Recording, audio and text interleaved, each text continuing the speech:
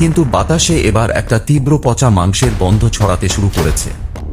একই সাথে পুরো বাড়িটার নিস্তব্ধতা ভেঙে গমগম করে উঠল শত নুপুরের আওয়াজ। জমিদার বাড়ির অন্ধকার ইতিহাস আর এক চোরের গা শিউরে ওঠা অভিজ্ঞতার এই গল্পটি পড়ার সময় চারপাশটা একটু নীরব করে নাও। নিশুতি রাতের চিৎকার, জমিদার বাড়ির অভিশাপ। মানিক পেশায় চোর হলেও তার একটা নিয়ম ছিল, সে কখনো কারো রক্তপাত করত না। কিন্তু খাঁ খাঁ করা পেটের তাগিদে আজ সে এমন এক জায়গায় পা বাড়িয়েছে যেখানে চুরির শাস্তি শুধু মৃত্যু নয়, তার চেয়েও ভয়ানক কিছু। সে দাঁড়িয়ে আছে চৌধুরী বাড়ির সিংহদ্বারের সামনে। এলাকার মানুষ দিনের বেলাতেও এই বাড়ির ছায়া মাড়ায় না। লোকমুখে শোনা যায়, প্রায় 100 বছর আগে এই বাড়ির শেষ জমিদার নরেন চৌধুরী নিজের ধন সম্পদ রক্ষা করার জন্য এক তান্ত্রিকের সাহায্যে বাড়ির চারকোনায় জীবন্ত মানুষের বলি দিয়েছিলেন। তারপর এক রাতে পুরো চৌধুরী পরিবার রহস্যময়ভাবে গায়েব হয়ে যায়। আজ সেই পরিত্যক্ত শ্যাওলা ধরা প্রাসাদে হানা দিয়েছে মানিক। লোহার ভারী গেটটা টপকে ভেতরে ঢুকতেই একটা তীব্র পচা গন্ধ মানিকের নাকে ধাক্কা দিল। চারপাশটা এত থমথমে যে নিজের নিঃশ্বাসের শব্দ তার নিজের কানে ঢাকের মতো বাজছে। মানিক তার কোমরের গোজা ধারালো ছোড়াটা একবার ছুঁয়ে দেখল, তারপর পকেট থেকে একটা মৃদু আলোর টর্চ বের করল। বাড়ির সদর দরজাটা অদ্ভুতভাবে খোলাই ছিল। ভেতরে পা রাখতেই এক ঝাপটা হিমশীতল হাওয়া মানিককে স্বাগত জানাল। জুতো জোড়া বাইরেই খুলে রেখেছিল সে, যাতে কোনো শব্দ না হয়। কাঠের মেঝেতে পা ফেলতেই একটা হালকা মচমচে শব্দ হলো। টর্চের আলোটা চারদিকে ঘোরাতেই মানিকের চোখ চকচক করে উঠল। দেওয়াল জুড়ে বিশাল বিশাল সব তৈলচিত্র। জমিদার বংশের পূর্বপুরুষেরা গম্ভীর মুখে তাকিয়ে আছেন। কিন্তু মানিক খেয়াল করল, ছবিগুলোর চোখগুলো যেন জীবন্ত। সে যেদিকে যাচ্ছে, ছবিগুলোর মণি জোড়াও যেন সেদিকেই ঘুরে যাচ্ছে। মনের ভুল, নিজেকে সান্ত্বনা দিল মানিক।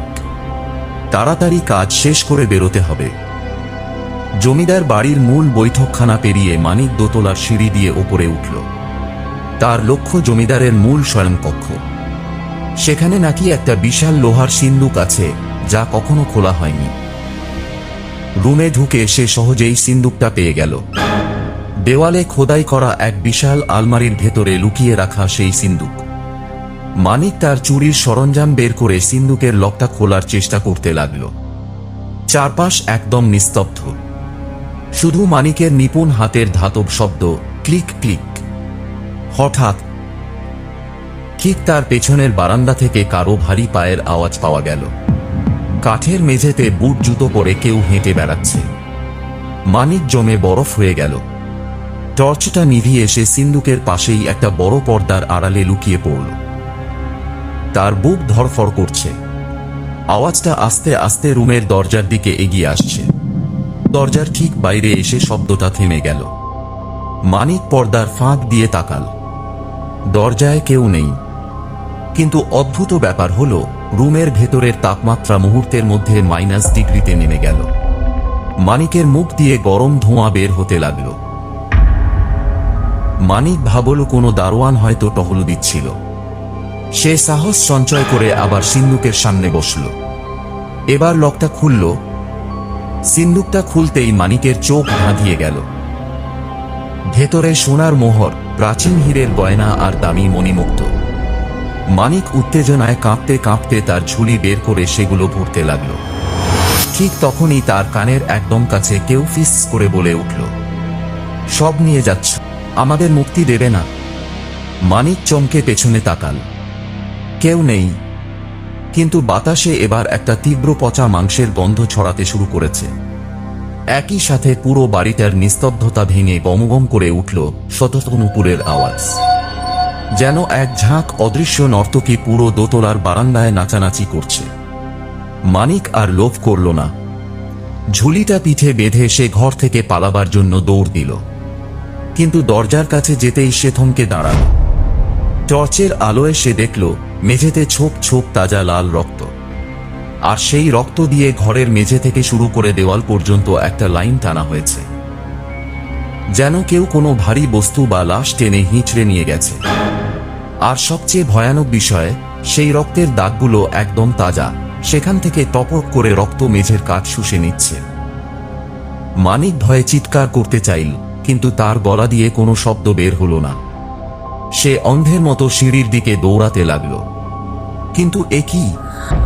সে যে সিঁড়ি দিয়ে ওপরে উঠেছিল সেই সিঁড়িটা আর সেখানে নেই। সেখানে এখন শুধু একটা অন্ধকার দেওয়াল। পুরো বাড়ির নকশা যেন চোখের সামনে বদলে গেছে। মানিক পেছনের দিকে দৌড় দিল। একের পর এক ঘর পার হতে লাগলো সে, কিন্তু প্রতিটা ঘরই গোলক ধাঁধার মতো ঘুরে ফিরে তাকে আবার সেই জমিদারের শয়নকক্ষেই ফিরিয়ে আনছে। চতুর্থবার যখন সে একই রুমে ফিরে এলো, তখন সে দেখল ঘরের মাঝখানে একটা প্রাচীন চেয়ার রাখা, আর সেই চেয়ারে কেউ একজন পিঠ ফিরিয়ে বসে আছে। তার পরনে জমিদারি পোশাক, কিন্তু মাথাটা অদ্ভুতভাবে ঘাড়ের ওপর 180 ডিগ্রি ঘুরে পেছনের দিকে ঝুলে আছে। চেয়ারে বসা অবয়বটি আস্তে আস্তে সোজা হতে লাগল। মানিক টর্চের আলো ফেলল তার মুখে। টর্চের আলো পড়তেই মানিকের কলিজা শুকিয়ে গেল। লোকটার মুখে কোনো চামড়া নেই, মাংস খুবলে নেওয়া কঙ্কালের মতো একটা মুখ, আর তার কোটরহীন দুটো চোখ থেকে টপ করে কালো রক্ত পড়ছে। সেই পিশাচটা মানিকের দিকে তাকিয়ে এক পিশাচিক হাসি দিল। তার ভাঙা চোয়াল নড়ে উঠল। চৌধুরী বাড়ির সম্পদ যে ছোঁয়ায়, সে এই বাড়ির অংশ হয়ে যায়। তুইও আর ফিরবি না, মানিক। মানিক বুঝতে পারল এই ভূত বা পিশাচ তার নামও জেনে গেছে। সে আর কালবিলম্ব না করে হাতের ঝুলিটা মেঝেতে আছাড় দিয়ে ফেলে দিল। সোনার গয়নাগুলো মেঝেতে ছড়িয়ে পড়ল। আমি কিচ্ছু চাই না, আমাকে ছেড়ে দাও। মানিক চিৎকার করে রুমের জানলার দিকে দৌড় দিল। জানলার কাঁচ বন্ধ ছিল। সে তার হাতের ছোড়াটা দিয়ে জানলার কাঁচ ভাঙার চেষ্টা করল। ঝনঝন কাঁচ ভাঙল, কিন্তু জানলার বাইরে কোনো আকাশ বা বাগান দেখা গেল না। জানলার ওপাশে শুধু জমাট বাঁধা ঘুটঘুটে কালো অন্ধকার, যেন এক অনন্ত শূন্যতা। হঠাৎ মানিকের মনে হলো তার পা দুটো কেউ শক্ত করে চেপে ধরেছে। সে নিচের দিকে তাকিয়ে দেখল মেঝের কাঠের তক্তাগুলো আলগা হয়ে গেছে, আর সেখান থেকে বের হয়ে এসেছে শত শত কঙ্কালের হাত। সেই হাতগুলো মানিককে টেনে মেঝের নিচে ঢুকিয়ে নেওয়ার চেষ্টা করছে। মানিক ছটফট করতে লাগল, নিজের ছোড়া দিয়ে হাতগুলোকে আঘাত করার চেষ্টা করল, কিন্তু কালো হাতগুলো সংখ্যায় বেড়েই চলল। তারা মানিকের পা, কোমর, বুক চেপে ধরল। বরফের মতো ঠান্ডা সেই স্পর্শে মানিকের শরীর অবশ হয়ে আসতে লাগল। পরদিন সকাল। চৌধুরী বাড়ির সামনে গাঁয়ের কয়েকজন কাঠুরে যাচ্ছিল। তারা লক্ষ্য করল জমিদার বাড়ির সদর দরজাটা বরাবরের মতোই বন্ধ। শুধু গেটের বাইরে এক জোড়া ছেঁড়া জুতো পড়ে আছে। আর জমিদার বাড়ির ভেতরে সেই বন্ধ সিন্দুকের ঠিক সামনে ধুলোবালি মাখা মেঝেতে একটা নতুন তৈলচিত্র ঝুলছে। সেই ছবিতে একজন যুবকের অবয়ব আঁকা, যার চোখে সীমাহীন আতঙ্ক আর পিঠে একটা চোরের ঝুলি। ছবির নিচের কোণায় রক্তের অক্ষরে লেখা মানিক। চৌধুরী বাড়ির সিন্দুক আবার বন্ধ হয়ে গেছে। সে তার নতুন প্রহরীকে পেয়ে গেছে। বন্ধুরা, আজকের গল্প এই পর্যন্তই। গল্পটি ভালো লাগলে লাইক, শেয়ার এবং সাবস্ক্রাইব করতে একদম ভুলবেন না। পরবর্তী গল্পে আবার দেখা হবে। সবাই ভালো থাকবেন।